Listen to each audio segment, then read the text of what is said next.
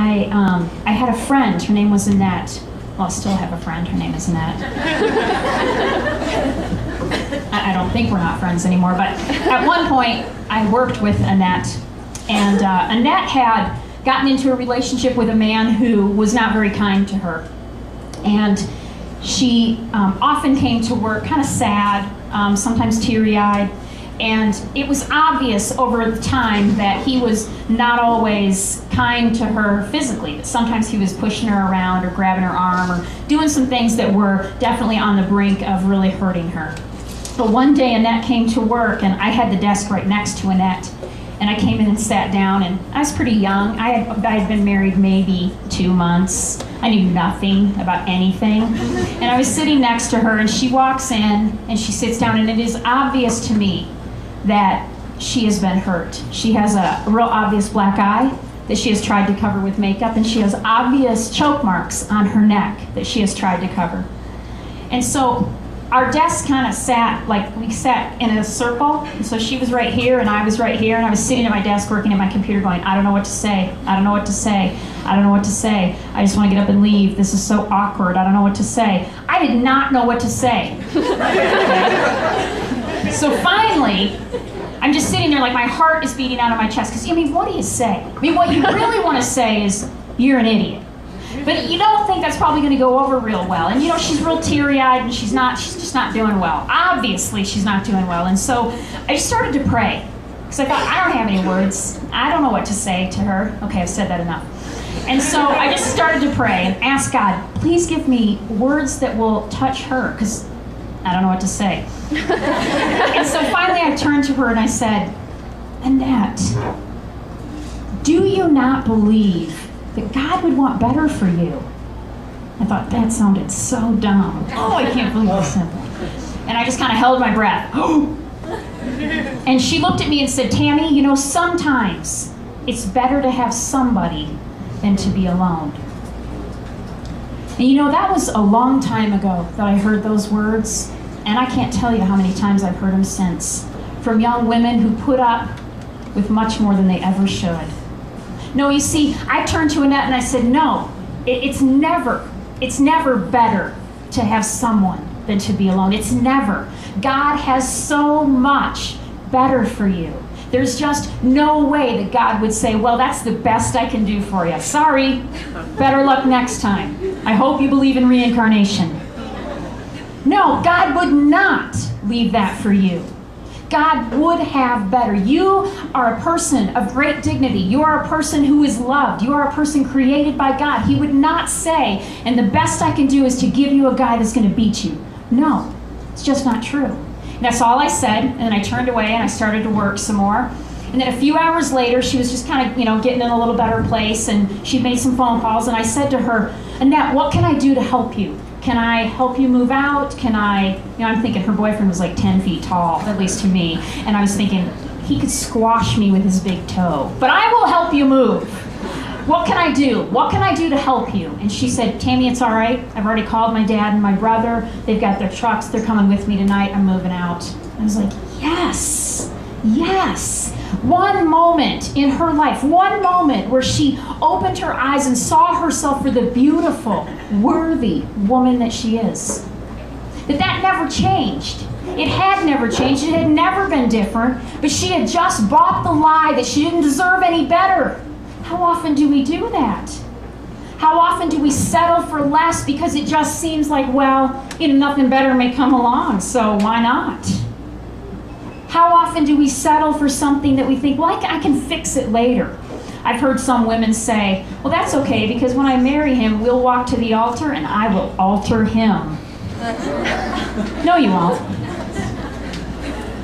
I promise you, it will only get worse. Nothing gets better after marriage. Anything, they are on their best behavior during courtship and engagement. Best behavior, but so are you. So it's not like, you know, it's not like we're really all that different. But man, you get to the altar and it's like all bets are off, baby. The reality of life has stepped in. And I remember thinking, okay, secret here. I'd been married for 6 months and I called my dad. My dad is a counselor, so I called my dad and I said, Dad, does everybody want to get a divorce after they've been married for 6 months? Is that really a normal thing?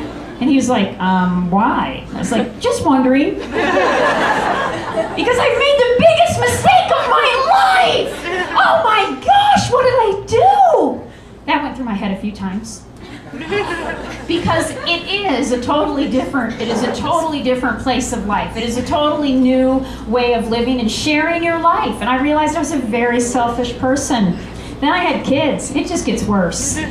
No, it's better every minute. But that's the life that God calls us to. I remember the priest who married me. This is what he said at our rehearsal dinner. And I thought, this is information I could have used, like 8 months ago when I was planning my wedding. He said, Tammy, God uses marriage as the trick to bring you to holiness. I was like, what? No. That is not what I'm signing up for. Say that again? He was like, yep. God uses the infatuation and the attraction that we have for one another to draw us into marriage so then he can push us to holiness. Oh, no thank you. No. I didn't want any of that stuff. I just want to, have a lot of sex. I mean, that's the good part, right? Well, that's one part. But it is true that in whatever vocation we feel called to in our lives, whether we are single, whether we are married, whether we are religious, whether we are a priest, it doesn't matter, because I believe God will use our vocations to push us to holiness. That he will use it to push us closer to him. Because as C.S. Lewis put it, and I think this is beautiful, C.S. Lewis said, I realize that I will never find happiness while I am here on this earth, because I have come to realize that I was made for a different world. We're made for a different world. We're made to be somewhere else. And our time on earth is so short. Sometimes it feels really long, especially when children are colicky and things like that. It feels really long. But it is so short. And our whole focus must be on pushing us to holiness, on pushing us towards heaven. And it's so not what we are told around us. And I think, how often do I just forget? It's not that I mean to, it's not that I do it on purpose, but I just forget how important it is that in the choices I make, in the way I live, in the things that I do and the things that I don't do, that I would constantly be on the lookout for where am I headed? Where am I headed? And I don't want to walk through my life and just follow a bunch of rules. I don't want to be like Hugh Hefner, who grew up saying it was just a bunch of rules I had to follow. Everything was bad or good. There was no relationship. And he talks about growing up in a puritanical home. God doesn't even come into the picture. In reality, many of the rules that Hugh Hefner probably lived under were based out of his parents' love for him. But in the end, what he took that as is, I'm just being denied everything that's going to be great in my life. Instead of seeing it as a journey with the God who made us. That's what it needs to be about. It's not about do's and don'ts. It's about following a God who loves us. And while the scriptures are filled with words of encouragement, it's mostly filled with words of love. Love is the most used word in this Bible. I have loved you with an everlasting love, it says in Isaiah. Over and over and over, Scripture speaks of his love for us, his people. It's about walking a journey with him. And while it doesn't make it easy, and it certainly doesn't make it perfect, I'm glad to know that I don't have to do it by myself. I'm glad to know that there is a God who is smarter and bigger than me, who can walk through the toughest things in my life, the very toughest.